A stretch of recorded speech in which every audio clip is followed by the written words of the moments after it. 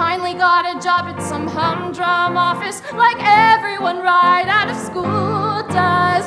I sat there at my cubicle every day sending faxes, and that's what my life was. Oh, I went back home and said to my parents, I know what I've got to do. And since I am a dork, I moved to New York,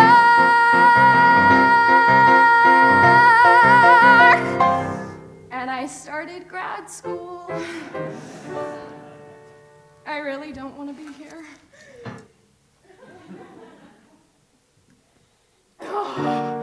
Oh, God, Professor Thompson, I'm a fool. I have to tell you that I might have left my research on the subway somewhere. So I'm hoping you'll just give me my degree without my thesis.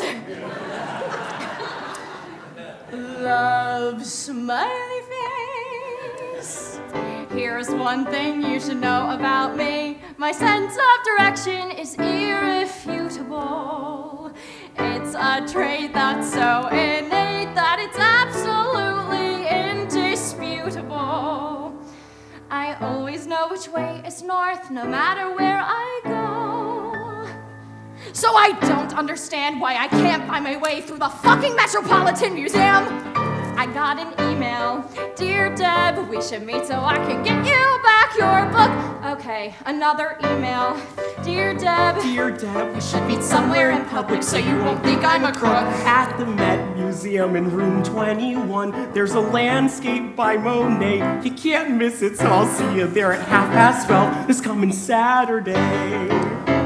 Okay, first of all, who doesn't just say, let's meet at Starbucks? The Met Museum is freaking immense. And secondly, the Met's the only place in New York City where the traffic patterns don't make sense. Sure, they got a map, oh, excuse me, a plan, as they call it, but it isn't worth my spit. You'd be better off following breadcrumbs through this godforsaken museum. Excuse me, is that a Monet? That's a Manet. Monet. Manet. Ah! I'm looking for Gallery 21. I think this is Gallery K. K? K. That stupid email. Dear Deb, I don't think I'm gonna ever find my book. I've been wandering around for an hour or, well, 20 minutes, but I think this was a trick. I've been duped into spending my afternoon in this awful, crowded, stupid, ugly, horrible museum. You must be Deb. I'll have a mocha caramel latte chino made with skim milk, no whipped cream. Please put that in a grande cup, but use the same amount of coffee that you'd put into a tall. That way there's about an inch of extra room on top to stir in my own nutmeg without spilling any coffee at all. What do you want? I'll have a tea. What kind? Just tea. He'll have your green Darjeeling tea, which I'm sure you know cannot be steeped for more than 95 seconds. Deb? Shall we eat? I am sure there's something more to you than doing chores. Everyone's got a big picture in mind. So what's yours?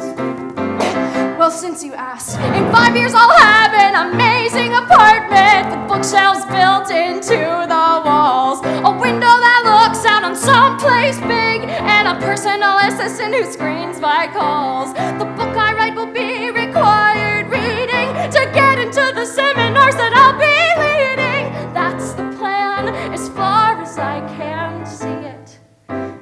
And yet it isn't quite apparent what I'm supposed to do to get it.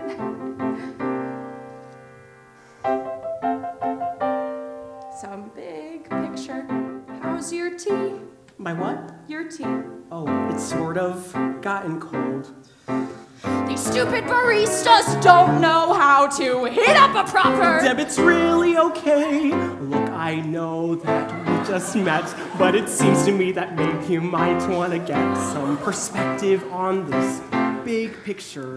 Big, after all, is a relative term. Oh my God, you're right. See?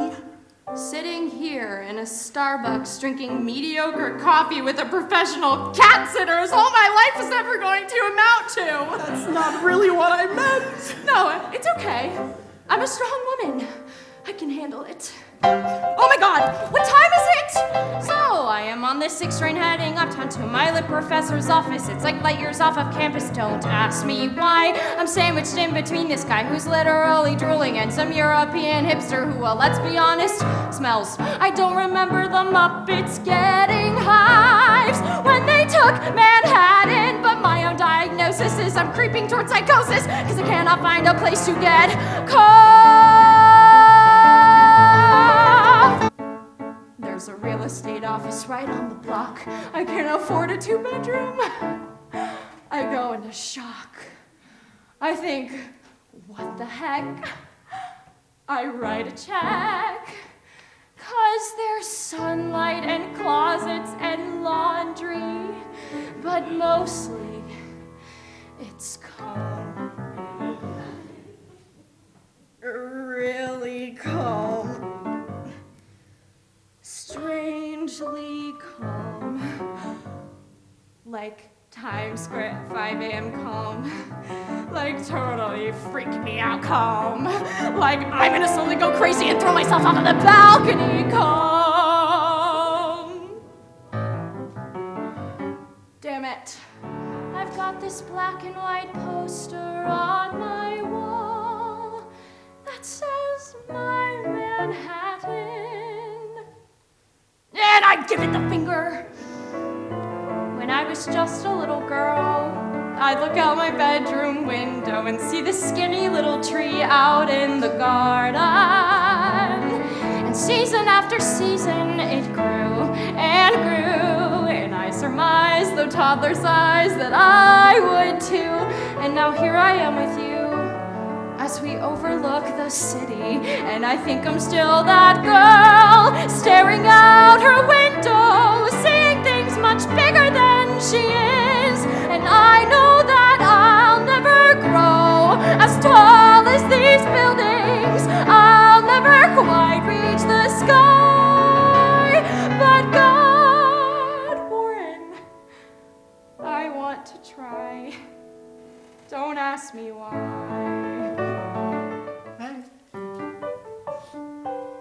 This one. Really? Yes, this one. This is your pick. Out of all of the paintings we've seen, this is it. Yes. Out of hundreds of paintings, your favorite painting is this piece of Hey, shit. what's wrong with it? Well, it's a little bit boring. Well, you must be ignoring the most important bit. Here we go. So, this is a painting of what?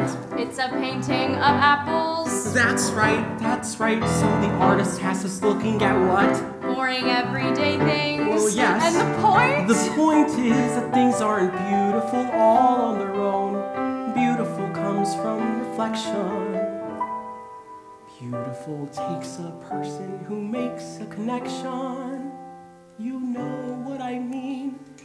For beautiful to happen, the beautiful has got to be seen.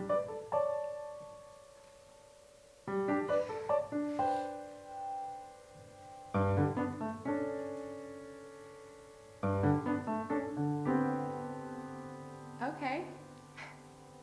I like that shade of red right there. The spot where the apple is peeling. It's deep as an ocean, but lighter than air. It's simple, familiar, and full of feeling. The color of Saturdays here at the Met. The color of shouting from rooftops. You bet. The color of feeling that life is okay. The color of